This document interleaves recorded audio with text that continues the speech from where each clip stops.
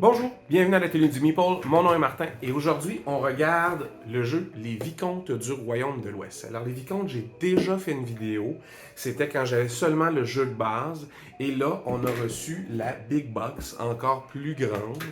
Alors celle-là, elle vient qu'un insert, je vous montre dans un moment de quoi ça a l'air. Ce jeu-là a été bien pensé pour ce qui est de son insert. On s'y retrouve, on ne se pose pas trop de questions sur comment on devrait ou on pourrait mettre les choses. Ça rentre quand même un peu serré. Pourquoi? Parce que sont arrivés en même temps deux extensions, Keeper of Keys pour les Vicomtes et Gates of Gold qui sont arrivés aussi. Alors, c'est essentiellement des extensions qui ajoutent plus de ce qu'on aime. Alors, il y a plus de cartes qui viennent avec, il y a plus de rejouabilité, tout ça.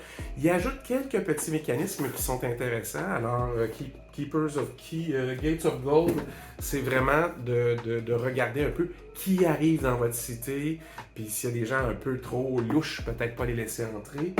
Et Keeper of Keys, ben là, vous aurez une petite mécanique de surplus que vous pourrez mettre sous votre plateau de cartes et qui va bonifier ces actions. C'est bien intéressant. C'est pas la mer à boire au niveau des ajouts, mais c'est quand même bien fun. Alors, on regarde comment rentrer tout ça dans la nouvelle boîte et quels petits changements j'y apporte pour être sûr que ce soit efficace.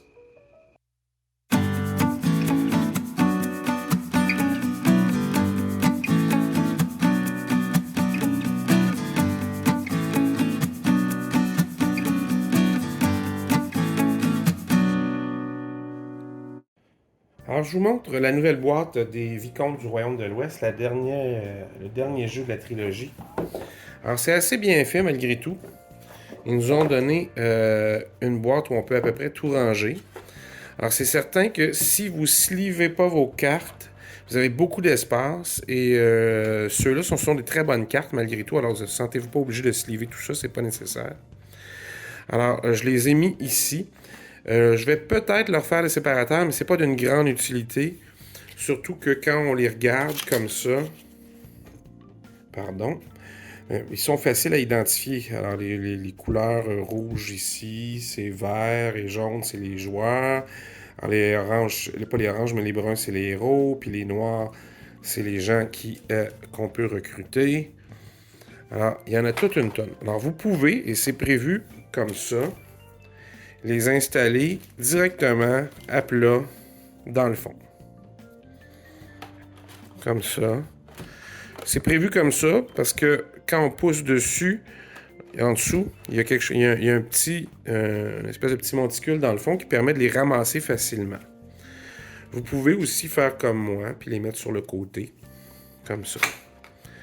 L'avantage, c'est que ça libère. Alors moi, si vous n'aviez pas vu, là, ça permet de mettre tout plein de morceaux dans le fond. Alors, les petits manuscrits à transcrire, les nouveaux... je me souviens même plus du nom. Alors, c'est une espèce de petit carton que vous allez pouvoir ajouter sous votre board de joueurs qui va vous permettre d'avoir des actions plus puissantes. Alors, c'est intéressant. Et tout ça fit super bien dans le fond comme ça. Quand vous mettez le château par-dessus, ça tient super bien. Moi, j'ai décidé que les petits cartons d'extra qu'on nous a donnés pour gérer justement les manuscrits, je les mettais là, fait que ça empêche ça de tomber. Et je vais mettre tout simplement, alors les anciens boards, je les jette pas pour le moment, là, parce que j'ai pas encore testé les autres. Comme ça ici, avec les autres par-dessus comme ça. Puis il vous restera qu'à mettre la rondelle d'action qui est le plateau comme ça, en morceaux par-dessus, et tout rentre. Il manque pas de place. Alors, c'est quand même assez bien. Ça rentre un peu moins serré que dans les autres jeux. Alors, j'ai décidé de ne pas mettre les cartes à plat pour me garder de l'espace pour séparer ça. Alors, ça, ce sont les pots d'encre, les roches et l'or. Je ne sais pas pourquoi l'or est orange dans ce jeu-là, mais l'or est orange. Traditionnellement, c'est plus jaune, mais on s'en fout, c'est pas très grave. Alors, ce que je vais faire, je vais tout simplement prendre un petit sac comme je les ai souvent. Et je vais remplir le sac, le mettre dans le fond pour l'argent.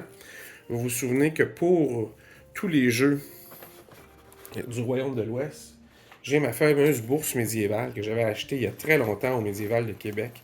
Alors, elle est vraiment bien faite en cuir et tout le kit. Et dedans, j'ai les pièces en métal que je me sers pour les 3 jeux. C'est un bon investissement plutôt que d'acheter un set de pièces de métal pour chacun des jeux, ça sert à rien. Alors ça, c'est toujours transporté de façon séparée pour moi, mais j'aime bien. Je l'oublie rarement. J'ai de l'espace ici. Qu'est-ce que je vais faire? C'est que je vais mettre les petits jetons ici qui servent à progresser le bien et le mal, la corruption et la vertu de vos joueurs ici, avec le jeton premier joueur, comme ça. Je vais laisser les toutes petites cartes ici. Je vais me servir de ça ici pour faire un rangement pour ça. Alors, je pourrais peut-être séparer les choses autrement après. C'est vraiment que je veux que ça ait son propre rangement pour mettre sur la table après.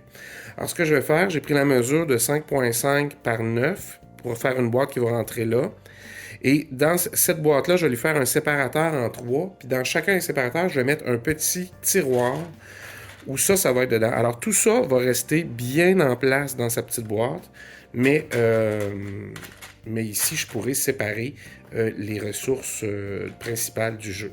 Alors, c'était les dernières extensions de toute façon, alors on peut, dans ces moments-là, réarranger le jeu bien, encore mieux, parce qu'on sait qu'ils ne vont pas en rajouter d'autres. Fait que je construis ma petite boîte, puis je vous reviens, puis je vous montre tout ça. Alors, je vous montre ce que j'ai finalement fait avec mon rangement. Comme je vous disais, il n'y a pas grand-chose à faire, là. Vous pourriez n'apporter aucun changement à ce rangement-là. Mais moi, c'est pour une raison très pratico-pratique que je l'ai fait. Alors, qu'est-ce que j'ai fait? Bien, comme je vous ai montré tantôt, j'ai mis dans le sac les pièces de monnaie au cas où j'oublie quand même mes pièces de monnaie en métal que j'utilise pour tous les jeux du Royaume de l'Ouest. C'est toujours le même kit. J'ai laissé les petits plateaux manuscrits pour cacher, évidemment, les jetons des vicomtes. Alors, ça permet que ça ne tombe pas. Et qu'est-ce que j'ai fait avec toutes les ressources qu'il y avait ici? Alors, c'est le jeton premier joueur qui est là, finalement. Bien, j'ai fait ce petit rangement-là. Puis ce petit rangement-là, c'est un petit rangement de classeur. Alors, vous allez pouvoir voir que c'est tout simplement 3 petites boîtes qu'on met une par-dessus l'autre. Ça prend une boîte de base que vous arrangez pour qu'elle fitte dedans. Il faut que, franchement, que vous preniez quelques mesures pour que ça soit intéressant. Et j'ai fait, en plus de ça, c'est pas nécessaire tout le temps, parce que des fois, si vos boîtes, comme moi, sont très petites, vous pourriez juste les mettre une par-dessus l'autre. Mais là, j'ai quand même poussé un séparateur. Alors, je vous ai déjà montré comment faire des séparateurs dans d'autres vidéos, vous pourrez aller voir. Je glisse mon séparateur dans le fond de la boîte. Et tout simplement, tout ce que j'ai à faire, c'est d'insérer chaque petite boîte. Alors, les boîtes ont toujours été faites, mettons la mesure de base, quelques millimètres plus petites, à cause de tous les plis qu'on met dedans. C'est super important d'enlever des millimètres sur vos boîtes.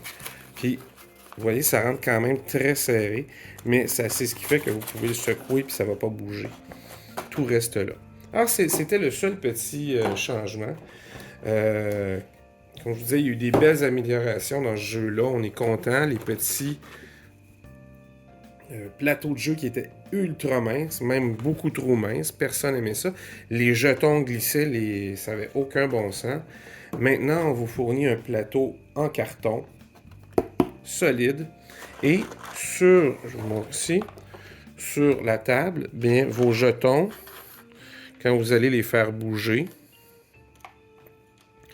vont pas glisser parce qu'ils vont rester dedans. C'est pas grand-chose, vous allez dire. Est-ce que c'était vraiment nécessaire? Pas à 100%, mais ça leur a permis de rajouter des encarts ici pour mettre les petits plateaux pour bonifier les actions en dessous. Alors, il y a des petits cartons qui peuvent aller se glisser ici et bonifier la carte qui est là. Maintenant, alors ils en ont profité pour le faire en carton plus épais. On est bien content. On aime beaucoup ça. Alors les Vicomtes, qui est un de mes jeux préférés du Royaume de l'Ouest. Je les aime tous, mais celui-là, il va chercher beaucoup de petites affaires que j'aime bien. Et on a une superbe nouvelle boîte pour jouer à Vicomte du Royaume de l'Ouest. Alors, c'était ça. Alors, vous avez vu, pour la nouvelle boîte des Vicomtes du Royaume de l'Ouest, je vais aller de ce côté-là, c'est plus facile. Belle boîte, bel insert. On est assez content du résultat. J'ai pas travaillé très longtemps pour l'organiser. Je trouvais que celui-là, c'est un des trois parce qu'on a reçu, il n'y a pas très longtemps, les architectes avec leurs dernières extensions. On avait une big box. Même chose pour les paladins. On avait une big box. Mais c'est peut-être la big box qui est la mieux faite, qui a le plus de place. C'est peut-être parce que leurs extensions ne rajoutent pas tant de choses que ça comparé à certains des autres jeux. Alors, mais moi, j'ai bien hâte de pouvoir faire plusieurs parties de ça. J'ai bien aimé mes parties de Vicomte, puis j'ai bien hâte de l'essayer avec les nouvelles extensions. Alors, si vous avez des questions, n'hésitez pas, posez-la. Vous pouvez me dire, si vous, à vous, c'est lequel votre préféré des jeux de la série des Royaumes de l'Ouest.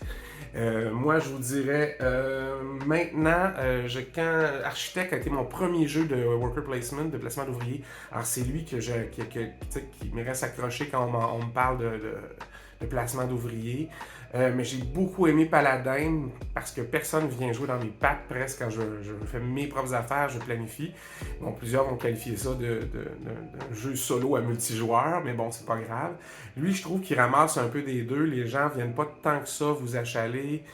Vous faites votre affaire, c'est plaisant à jouer. Vicomte, c'est vraiment probablement la somme de tout ce qui avait le meilleur dans les deux autres, probablement en ajoutant un petit coup de deck building. Alors, c'est vraiment deck building puis une belle rondelle d'action, là. J'ai beaucoup aimé ce jeu-là.